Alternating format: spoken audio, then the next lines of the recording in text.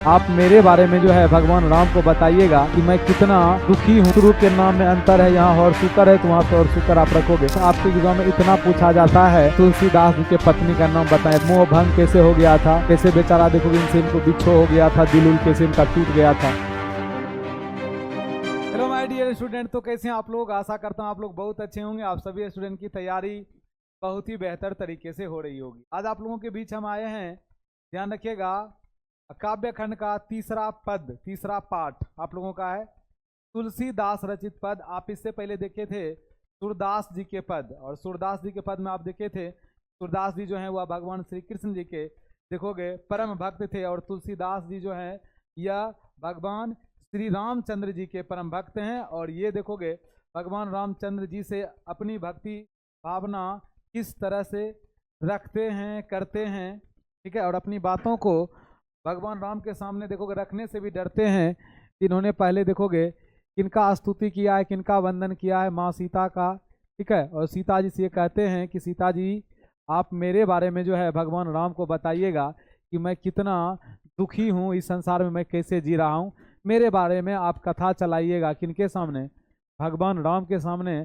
तो चलिए आपको हम लेके चलते हैं आपकी पाठ की ओर। सबसे पहले बात करेंगे तुलसीदास जी का परिचय। आप लोग देखिएगा क्योंकि आपके एग्जाम में कभी परिचय से ऑब्जेक्टिव प्रश्न बनते हैं। फिर मैं आपको लेके चलूंगा कविता की ओर। और आप लोगों के लिए खुशखबरी ये भी है, आप लोगों का जो गैस क्वेश्चन वाला सजेशन था वो तैयार हो चुका है।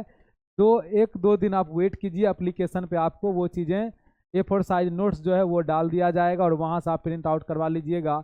और उस गैस क्वेश्चन का वीडियो लेक्चर भी आप लोगों को इसी यूट्यूब चैनल पे दिया जाएगा। तो आप लोग इसलिए इस चैनल को सब्सक्राइब कर लीजिएगा, जो भी हमारे नए विद्यार्थी, और सब कुछ यहाँ आपको फ्री में ही मिलने वाला है।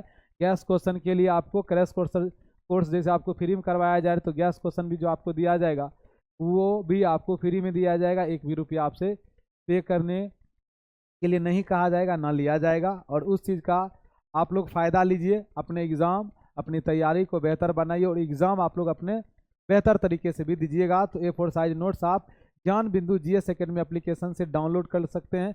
प्ले स्टोर में जाइए, एप्लीकेशन डाउनलोड कर लीजिए, ठीक है। और वहाँ आपको A4 साइज नोट्स मिल जाएगा। आप लोग का बहुत इंतजार भी था, एक दो दिन और आप पेशेंस बना के रखें, ठीक है। कुछ सब्जेक्ट का तैयार हो चुका है, वो आपके एप्लीकेशन पे डाल दिया जाएगा। हमारे टेक्निकल टीम में जो भी हैं वो इस काम को आपके लिए बहुत जल्द ही करके दे देंगे, ठीक है। तो चलिए शुरुआत करते हैं आज इस पाठ में कवि परिचय से। कवि में हम आपको पहले बताने वाले हैं किनके बारे में, तुलसीदास जी के बारे में, क्योंकि ये पद जो लिखा गया है 2 पद हैं, फिर हम आपको बता रहे हैं। एक पद आप पढ़े सूरदास जी के बारे में पीछे, आज पढ़ रहे हैं आप तुलसीदास जी के बारे में। तो सबसे पहले यहाँ पर देखिएगा इस पद के जो कवि हैं वो हैं तुलसीदास जी। और तुलसीदास जी का जन्म कब हुआ है, 1543 ईस्वी में। निधन इनका कब हुआ है, 1623 ईस्वी में। और जन्म स्थान जो इनका है वह कहाँ है, राजापुर बांदा उत्तर प्रदेश। किस जगह, राजापुर बांदा उत्तर प्रदेश। और इनका मूल नाम जो है वह है राम बोला। आपके एग्जाम में देखो कहाँ कहाँ से क्वेश्चन बन जाते हैं, क्वेश्चन यहाँ से भी बन जाते हैं कि तुलसीदास जी का मूल नाम राम बोला था। इनका जन्म स्थान कहाँ है, राजापुर बांदा उत्तर प्रदेश। और माता जी इनके हैं हुलसी, और पिता का नाम है आत्माराम दुबे। और हुलसी के नाम से देखोगे इनका भी नाम आपको मिलता जुलता दिखेगा, तुलसी। माता जी है हुलसी और ये हैं तुलसीदास जी। तो इनके माता जी से देखोगे इनका नाम मिलता जुलता है, सिर्फ शुरू के नाम में अंतर है, यहाँ और शुकर है तो वहाँ तो और शुकर आप रखोगे, तो हुलसी की जगह तुलसी हो जाएंगे। तो माता जी हुलसी और पिताजी आत्माराम दुबे, इतना आपको याद रखना है। आगे आप लिख चलिए, आगे आपका है पत्नी है रत्नावली। और ऐसा माना जाता है कि विवाह के कुछ समय बाद ही देखोगे वैराग्य के कारण इनके मन में बिछोह उत्पन्न हो गया था। चीज़ों को तो हम थोड़ा और लंबा भी बताते, लेकिन इस वीडियो को देखोगे यदि हम बताएंगे कि इनके पत्नी से इनका बिछोह क्यों हुआ था, वैराग्य भाव इनके मन में क्यों उत्पन्न हो गया था, तो इसके पीछे भी कुछ कहानी है जो कि देखोगे तुरंत तो समाप्त नहीं होगा। ध्यान रखिएगा, आपके क्रैश कोर्स में हम इसको पढ़ा रहे हैं। यही चीज़ देखोगे फाउंडेशन बैच में रहा था, तो कवि परिचय को ही हम आपको बेहतर तरीके से करा देते, लेकिन फिलहाल यहाँ भी बेहतर तरीके से ही कराया जा रहा है। लेकिन यहाँ आपका स्मार्ट तरीके से चीज़ों को करवाया जा रहा है जल्दी में, ताकि जो आपका नज़दीकी एग्ज़ाम है वो आपका बेहतर तरीके से जाए। और आपके पास अभी उतना समय नहीं है कि चीज़ों को हम उतने डेप्थ में पढ़ाएं। वैसे ध्यान रखिएगा, बस आपके एग्जाम में इतना पूछा जाता है कि तुलसीदास जी के पत्नी का नाम बताएं, रत्नावली। ये नहीं पूछा जाएगा इसका जो है अपने पत्नी से जो है मोह भंग कैसे हो गया था, कैसे बेचारा देखोगे इनसे इनको बिछो हो गया था, दिल उल कैसे इनका टूट गया था। ठीक है, तो इन चीज़ों के बारे में जिक्र नहीं किया जाएगा। तो अब आप आगे देखिएगा, प्रतिपालिका दासी जो हैं वह इनकी कौन थी, चुनिया थी। जब इनके माता पिता देखोगे इनको त्याग देते हैं ना, तो इनका जो है कौन देखोगे सेवा सत्कार करते हैं, सेवा सत्कार चुनिया करती है, जिसने जन्म के बाद परिवार के द्वारा परित्यक्त होने पर पालन पोषण किया था। जन्म के बाद देखोगे इनका परित्यक्त मतलब इनको त्याग देते हैं इनके पिताजी। ठीक है, तो इनके एक प्रतिपालिका दासी थी चुनिया, इसको इनका पालन पोषण करके बड़ा करती है। इनका तुलसीदास जी का प्रतिपालिका दासी भी पूछा जाता है आपके एग्जाम में। अब बात करें यहाँ से आपके एग्जाम में क्वेश्चन बनते हैं ऑब्जेक्टिव में कि इनके दीक्षा गुरु कौन थे, नरहरि दास, और शिक्षा गुरु भी पूछे गए। शिक्षा गुरु शेष सनातन, शिक्षा में ध्यान रखिएगा शेष सनातन आ जाएंगे। देखो शिक्षा गुरु में शेष सनातन और दीक्षा गुरु में नरहरि दास। ये सुकर खेत के वासी थे और ये काशी के विद्वान थे। कौन? शिक्षा गुरु शेष सनातन थे, काशी के विद्वान। शिक्षा की बात करें तो तुलसीदास जी जो हैं चारों वेद, चार वेद आप जान ही रहे हैं, कौन कौन सा वेद, ऋग्वेद, यजुर्वेद, सामवेद, अथर्ववेद, चारों वेद की शिक्षा ये प्राप्त किए थे। षड दर्शन किए थे, इतिहास, पुराण, स्मृतियाँ, काव्य आदि की शिक्षा काशी में 15 वर्षों तक प्राप्त किए थे। अब यहाँ से क्वेश्चन आपके बन जाते हैं कि तुलसीदास जी जो हैं काशी में कितने साल तक रहे थे, तो 15 वर्ष तक। ऑब्जेक्टिव में ये सब प्रश्न बनते हैं। निर्णायक घटना क्या हुआ था, काशी में ये विद्या अध्ययन के बाद जन्मभूमि आकर के ये कथावाचक व्यास बन गए थे। कथावाचक व्यास मतलब समझते हैं, अभी भी देखो कुछ ऐसे संत महात्मा हैं जो देखोगे कथावाचक का काम करते हैं, जैसे कि इंद्रेश जी महाराज कथावाचक हैं। ठीक है, उसी तरह से जया किशोरी को आप देखते होंगे। ठीक है, यूट्यूब पे भी इनका चैनल है। ये सब देखोगे अपनी भक्ति भावना को कथा के रूप में आपके सामने हमारे सामने रखते हैं, तो कथावाचक हैं। इसी तरह से देखोगे ये जो है एक कथावाचक के रूप में, ठीक है, उस समय थे कथा उथा मतलब धर्म की कथा लोगों के बीच में जा करके कहते होंगे, तो तुलसीदास जी कथावाचक का कार्य करने लगे थे। पत्नी से इनका देखो काफी प्रेम था, प्रगाढ़ प्रेम, मतलब बहुत अधिक प्रेम इनके मन में था। पत्नी से प्रगाढ़ प्रेम और आसक्ति के कारण फटकारे जाने पर विरक्त हो गए और गृहस्थ जीवन और घर का परित्याग कर दिए थे। अब देखोगे जब कोई व्यक्ति को किसी से बहुत प्रेम होता है और उनसे देखोगे यदि किसी भी बात का देखोगे उनके तरफ से उनको नफरत की भावनाएं मतलब मिल जाता है, उनसे नफरत किया जाने लगता है, फिर देखोगे वह व्यक्ति यदि विरक्त हो जाए और उनको देखोगे उनसे फिर एक प्रकार का देखोगे लगाव नहीं रहता है, वह व्यक्ति देखोगे वैरागी स्वभाव के हो जाते हैं उन चीज़ों में, तब उनका कोई मोह लगाव ये सब रहता ही नहीं है। तो पत्नी से बहुत ही प्रेम ये करते थे, लेकिन उनके द्वारा फटकार लगाने जाने के कारण देखोगे वह क्या था, ये विरक्त हो गए थे, उनसे बिल्कुल अलग हो गए थे और गृहस्थ जीवन और घर का त्याग कर दिए थे। ठीक है, और भगवान की भक्ति में लीन हो गए थे। ठीक है, आगे देखिएगा अस्थाई निवास की बात करें तो काशी इनका अस्थाई निवास रहा है। किनका? तुलसीदास जी अपना अस्थाई निवास स्थान कहाँ बना लिए थे? काशी में। तीर्थ यात्राएं की बात करें सूकर खेत, अवध, चित्रकूट, प्रयाग, मथुरा, वृंदावन, कुरुक्षेत्र, हरिद्वार, बद्रीनाथ, नैमिष नारायण, मिथिला, जगन्नाथपुरी, मतलब देखो बहुत सारे धार्मिक स्थल पे यह घूमने गए थे। ऐसा लग रहा है कि तीर्थ का शौक इनको होगा। मित्र और स्नेही इनके कौन थे? दोस्त इनके अब्दुल रहीम खान खाना, महाराजा मान सिंह, नाभादास, दार्शनिक मधुसूदन, सरस्वती टोडरमल, ये सब इनके मित्र थे। टोडरमल आपको पता है एक अकबर के दरबार में राजस्व मंत्री का काम करते थे। आगे की बात करें, कीर्तियां की बात करोगे तो बहुत सारे रचना भी इनके हैं, जैसे कि रामलला, नछु, बैराग संदीपनी, बरबे रामायण। आपके एग्जाम में ये जैसे कि बरबे रामायण ये पूछा गया आपके एग्जाम में। ठीक है, जानकी मंगल, रामाज्ञान प्रश्न, दोहाबली आपके एग्जाम में कई बार पूछा गया है, कविताबली, गीताबली, ये सब आपके एग्जाम में पूछा गया है। श्री कृष्ण गीताबली, रामचरितमानस, ये तो देखोगे एक महाकाव्य के रूप में वाल्मीकि रामायण के बाद यदि सबसे प्रसिद्ध कोई ग्रंथ होगा भगवान राम के जीवन के ऊपर लिखा गया तो वो है रामचरितमानस। फिर आगे है विनय पत्रिका। देखिए इनके अतिरिक्त 44 छंदों में आपके एग्जाम में यहाँ से ऑब्जेक्टिव प्रश्न बनते हैं। ठीक है, इनके अतिरिक्त 44 छंदों की एक रचना इनका जिसका नाम है हनुमान वाहक, रचना को कविताबली का ही अंग माना गया है। कितने छंदों में हनुमान वाहक की रचना हुई है? 44 छंदों में। किस ग्रंथ का है? देखो किस पुस्तक का है इनका यह भाग? कविताबली का। आगे देखिए देखा जाए तो मानस का जो रचना आरंभ तिथि है यह देखोगे माना जाता है कौन सा? संवत संवत 1631 आपके एग्जाम में पूछा गया यह है कि रामचरितमानस का जो रचना काल माना गया है, संवत पूछा किस संवत में, 1631 में, ईस्वी सन है 1574, चैत शुक्ल नवमी मंगलवार।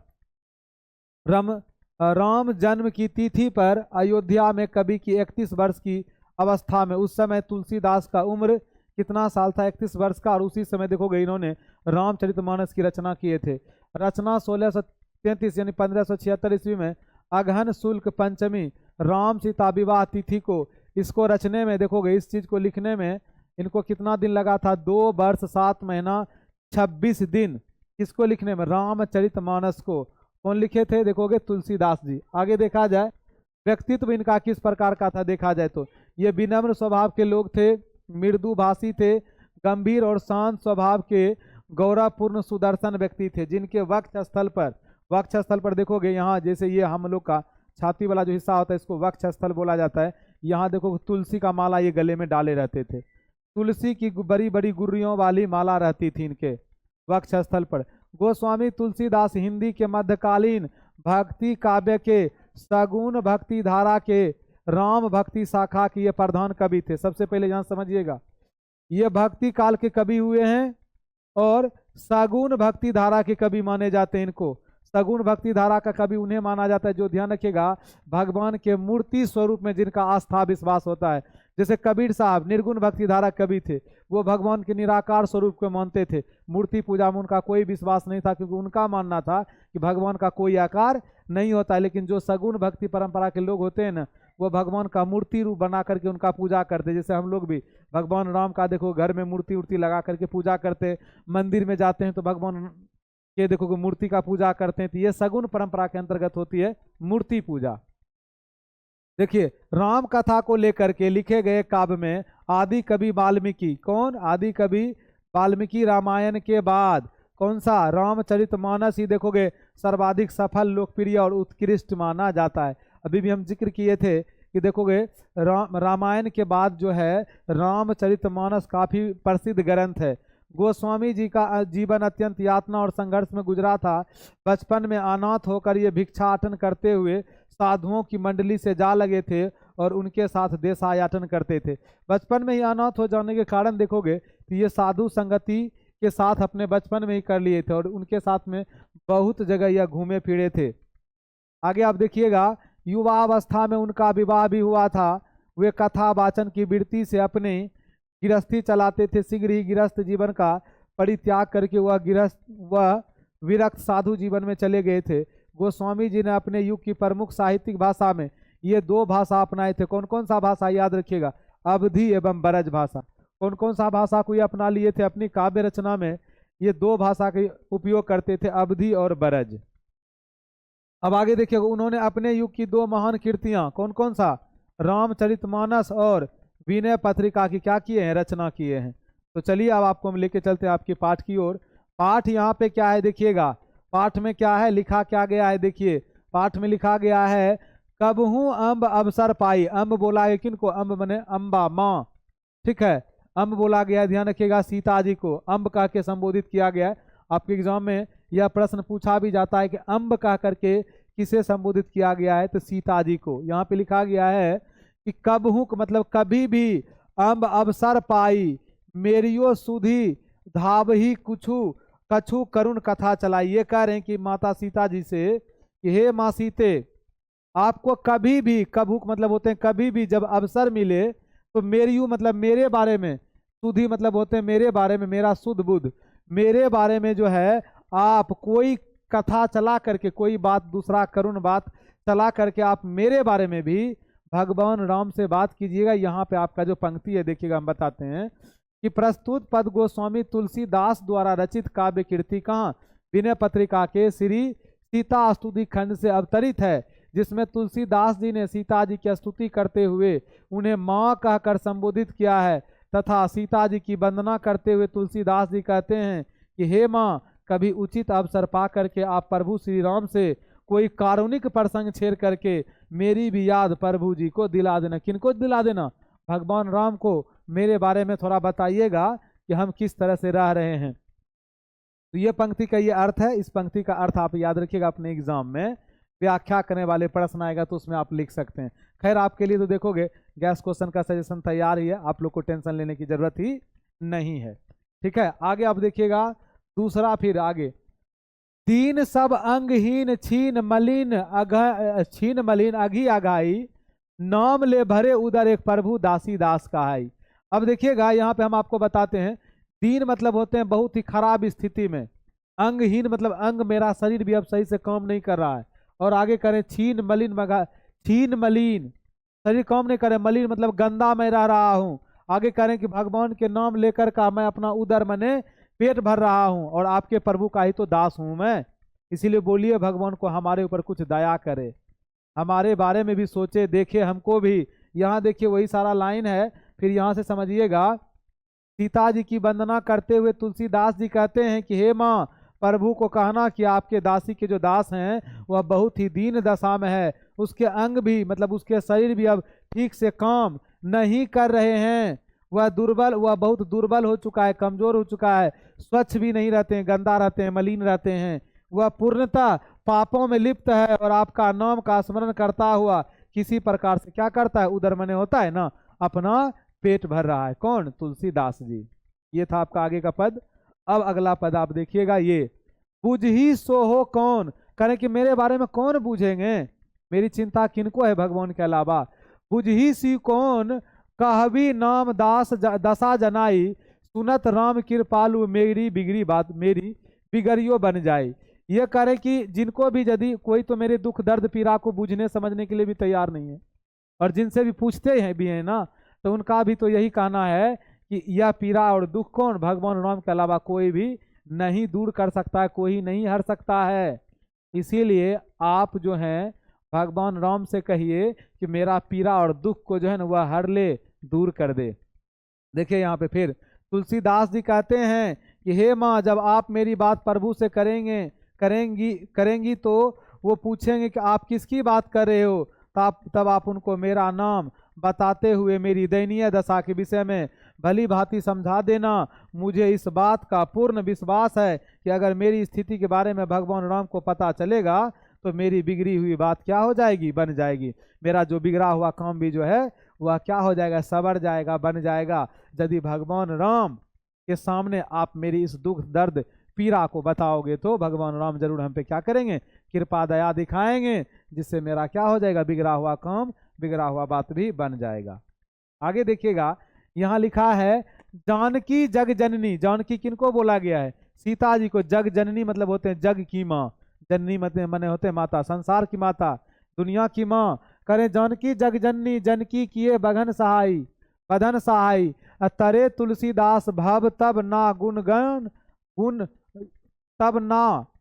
गुण गण गाई। अब आगे कहते हैं, देखिएगा तुलसीदास जी सीता जी की वंदना करते हुए तुलसीदास जी कहते हैं कि हे माँ, वैसे तो आप पूरे संसार की माँ, लिखा गया है ना जानकी जग जननी, तथा संपूर्ण जगत वासियों का ध्यान रखती हो, लेकिन इसके बावजूद अगर आप मेरी सहायता करेंगी तो मैं आपके नाथ का गुणगान करके भवसागर को पार कर जाऊंगा तथा मेरा उद्धार हो जाएगा। ये कह रहे हैं कि लेकिन इसके बावजूद अगर आप मेरी सहायता करेंगे, तुलसी माता सीता से सहायता मांग रही है अपनी तकलीफ को दूर करने के लिए। क्या करें कि मेरे दुख दर्द को आप कहाँ भगवान राम के सामने रखिए, और यदि भगवान राम ने मेरी दुख तकलीफ के बारे में सुन लिया तो मैं इस संसार रूपी भव सागर से क्या हो जाऊंगा, मुक्त हो जाऊंगा, पार कर जाऊंगा। तो ये देखोगे यहाँ पे तुलसीदास जी तुलसीदास जी जो है सीधे सीधे अपनी बात को देखोगे भगवान राम से नहीं कहना चाहते, वो डरते हैं कि हमारे इस तरह के गलत आचरण व्यवहार से कहीं भगवान नाराज ना हो जाए, गुस्से में ना हो जाए, तो इसीलिए सीता जी से कहते हैं। और सीता जी से इसलिए कहते हैं क्योंकि इनके मन में चलता है कि प्रत्येक पति को जो है उनकी पत्नी बहुत प्रिय होती है, तो क्या पता सीता जी बोलेंगे तो उनका बात विशेष माना जाएगा। ठीक है, मेरा बात पे हो सकते हैं कि भगवान गुस्सा भी हो जाए, सीता जी की तो बात नहीं काटेंगे। तो इसीलिए अपनी बात जो है तुलसीदास जी किनसे कहलवाना चाहते हैं, माँ सीता से। आगे आप देखिएगा यहाँ पे, द्वार हो भोर ही को आजू रटत रिरियाहा आरी और ना कौर ही ते काजू। इसका मतलब समझिएगा ये क्या कह रहे हैं।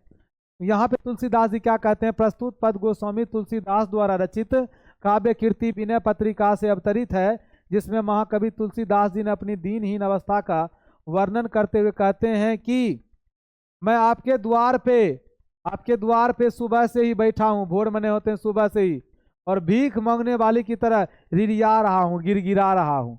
क्या गिरगिरा रहा हूँ, क्या कह रहा हूँ कि मुझे आपसे कुछ नहीं चाहिए, मैं आपकी कृपा का एक कौर यानी निवाला मांग रहा हूँ। ये कह रहे कि मुझे आपसे कुछ नहीं चाहिए, बस आप अपना कृपा दया दृष्टि मेरे ऊपर दिखा दीजिए, बरसा दीजिए, यही मेरे लिए काफी है। आगे के देखोगे पंक्ति में क्या लिखा है, कली कराल मतलब ये जो कलयुग चल रहे हैं, इस युग में आपके सिवा मेरा कोई सहारा नहीं है।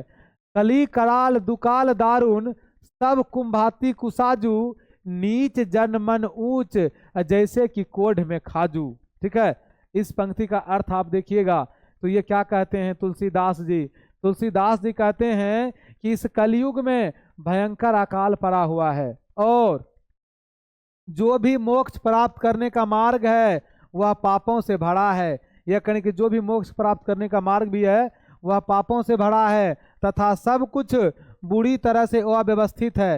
हे प्रभु मैं एक नीच जीव हूँ। ये कहते हैं कि हे प्रभु मैं एक नीच जीव हूँ जिसकी अभिलाषाएं ऊंची है, तथा यह मुझे उसी प्रकार दुख देती है जिस प्रकार कोढ़ में खाज दुखदाई होता है। अतः हे प्रभु मेरी विनती स्वीकार करें और मुझ पर अपनी क्या बरसाएं, मुझ पर अपनी कृपा बरसाएं।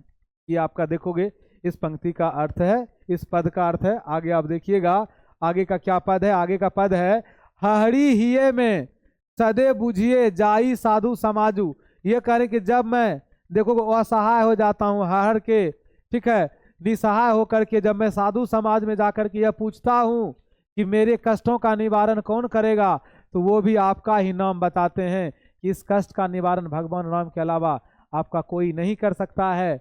मोह से कहूँ कतहूँ कोर तिन कह के कौशल राजू। तो यहाँ पर देखिएगा ये फिर क्या कहते हैं, महाकवि तुलसीदास जी अपने दीनहीन अवस्था का वर्णन करते हुए कहते हैं, हे प्रभु हृदय में जो है अत्यंत पीड़ा के साथ मैंने दयालु साधु समाज से यह पूछताछ किया कि इस घोर संकट से मेरी रक्षा कौन कर सकता है, तो उन साधु संतों ने भी आपका ही नाम बताया है कि आप ही मेरी दुख को दूर कर सकते हैं। उनके अनुसार कौशल राज श्री राम अर्थात आप ही मुझे इन दुखों से क्या कर सकते हैं, उबार सकते हैं। आगे का पद का आप अर्थ देखिएगा, आगे का पद का अर्थ है कि दीनता दारिद दले को कृपा बारदी बाजू अदानी दशरथ रायक तू बानित सिर ताजू। इसका मतलब अब आप देखिएगा इस पंक्ति का अर्थ ये कहते हैं कि हे कृपा सिंधु, यहाँ लिखा है ना कृपा बारदी, तो कहते हैं तुलसीदास जी हे कृपा सिंधु आपके अलावा मेरी दीनता दानी, मेरी दीनता मेरी दुख पे दीनता दारिद, यहाँ पर लिखा है देखोगे मेरी दीनता और दरिद्रता का नाश करने वाला कौन है इस दुनिया में। करें कि मेरी दीनता और दरिद्रता, मेरी दीनता का, मेरी दुख का, मेरी गरीबी का जो है इस दशा को दूर करने वाले आपके सिवा कौन होंगे। दशरथ पुत्र श्री राम, यहाँ लिखा है ना दशरथ रायक मतलब दशरथ के पुत्र, भगवान श्री राम के पिता ही देखो कौन थे, दशरथ जी थे। तो यहाँ पे करें कि दशरथ पुत्र श्री राम आपके जैसा महादानी कोई नहीं है। अगर आप बनाना चाहेंगे मुझे तो मेरा देखोगे जो भी बिगड़ा हुआ काम है, बिगड़ा हुआ बात है, सब बन जाएगा। तो ही मेरी बात बन सकती है, केवल आप ही मेरा क्या कर सकते हैं, केवल आप ही मेरा उद्धार कर सकते हैं। ये कौन कह रहे हैं, तुलसीदास जी कह रहे हैं। ठीक है, चलिए आप यहाँ तक देख लिए, आगे आप देखिएगा, आगे आपके हैं जन्म के भूखो भिखारी हे गरीब निबाजू। ये करें कि मैं तो जन्म से ही देखोगे भूखा हूँ, भिखारी हूँ, और आप गरीब निबाजू मतलब गरीबों की सहायता करने वाले हो। आप दीन दशा दीन दुखियों की मदद करने वाले तो आप ही हो। पेट भरी तुलसी ही जवाई भक्ति सुधा सुनाजू। इसका मतलब देखिएगा, कभी कहते हैं तुलसीदास जी मैं तो जन्म से ही एक भूखा भिखारी हूँ और आप गरीबों का कल्याण करने वाले हो। अतः मैं आपसे प्रार्थना करता हूँ कि आप मुझे अपनी भक्ति रूपी उत्तम भोजन को पेट भर खिला दीजिए। कहने का भाव यह है कि मुझे जी भर कर अपनी भक्ति प्रदान कर दीजिए, जिससे मेरा मन इधर उधर न भटके तथा मैं एक चित्त हो करके क्या कर सकूं, आपकी भक्ति कर सकूं। किनका भक्ति, श्री रामचंद्र जी का भक्ति। आगे आप देखिएगा ये प्रश्न उत्तर नहीं, आपको हम लेके चलेंगे ऑब्जेक्टिव प्रश्न की तरफ। सब्जेक्टिव प्रश्न तो आपको देखोगे A4 साइज नोट्स में गैस क्वेश्चन के रूप में आपको दिया जा रहा है। अब यहाँ से आपका ऑब्जेक्टिव प्रश्न है कि गीतावली किसकी रचना है। तो गीतावली जो है आपका जवाब हो जाएगा किसकी रचना है, तुलसीदास जी का। गोस्वामी तुलसीदास जी हिंदी के कैसे कवि माने जाते हैं, इनको माने जाते हैं हिंदी के कैसे कवि, आप बताइएगा इनको कैसे कवि माने जाते हैं, स्वच्छंद महाकवि माने जाते हैं। ठीक है, आगे आप देखिएगा यहाँ पे निम्न में कौन रचना तुलसीदास की है। तुलसीदास की रचना दोहाबली, कवितावली, ये सब रचना है। हनुमान वाहक रचना कितने छंदों में हुई है, हनुमान वाहक की रचना 44 छंदों में हुई है। तुलसीदास की पत्नी का क्या नाम था, रत्नावली। रत्नावली हम आपको बताए थे। तुलसीदास की माताजी का नाम हुलसी और पिताजी का नाम आपको हम बताए थे आत्मा राम दुबे। आगे देखिएगा यहाँ पे तुलसीदास जी कैसे कवि माने जाते हैं, इनको समनव्यवादी कवि माने जाते हैं। तुलसीदास के दीक्षा गुरु कौन थे, अग्रदास, नरहरि दास, सूरदास, महादास। इनके जो हैं दीक्षा गुरु कौन थे, देखो शिक्षा गुरु दीक्षा गुरु हम आपको बताए थे। इनके दीक्षा गुरु थे नरहरि दास और शिक्षा गुरु कौन थे, शेष सनातन। कौन थे, शेष सनातन। हनुमान वाहक को तुलसीदास के किस कीर्ति का एक अंग माना गया है, तो हम आपको बताए थे कवितावली का यह एक अंग माना गया है। रामचरितमानस का प्रधान रस क्या है, इसका प्रधान रस है भक्ति रस। क्या है, भक्ति रस इसका प्रधान रस है। निम्नलिखित में रामचरितमानस क्या है, यह एक कैसा काव्य है, याद रखिएगा रामचरितमानस जो है यह एक महाकाव्य है। इनमें कौन सी रचना तुलसीदास की नहीं है, कवितावली तो इनकी रचना है, बरबे रामायण भी एक गीतावली है, राधा स्तुति इनकी रचना नहीं है। मानस का देखोगे रचना समय काल कितना माना जाता है, तो हम आपको कवि परिचय में बताए थे संवत 1631। रामचरितमानस की भाषा क्या है, ये आपको बताना है। रामचरितमानस की भाषा है अवधी। क्या है, अवधी भाषा है। विनय पत्रिका की भाषा क्या है, अंतर्वेदी ब्रज भाषा, ध्यान रखिएगा विनय पत्रिका की भाषा है। तुलसीदास का जन्म कहाँ हुआ था, राजापुर बांदा उत्तर प्रदेश। राजापुर बांदा उत्तर प्रदेश। तुलसीदास का मूल नाम क्या था, इनका मूल नाम था राम बोला। क्या नाम था, राम बोला।